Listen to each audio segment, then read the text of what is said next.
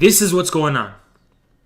We want to lower the barrier to entry to Marxism-Leninism, just like China had the reform and opening up and made the barrier to entry to the foreign investment and all that kind of stuff low, more and more gradual as it grew more and more and more. So it's that type of paradigm. At first, our barrier to entry is very high.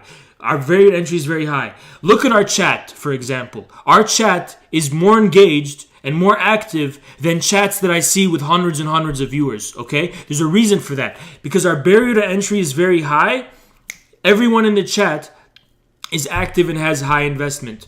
As we lower this barrier, we're going to have more people, and the degree of their investment is also going to increase corresponding to the amount of people we have. You have to begin with something solid, just like a socialist state planning economy. Then you gradually open up and we grow. And this formula has worked so far.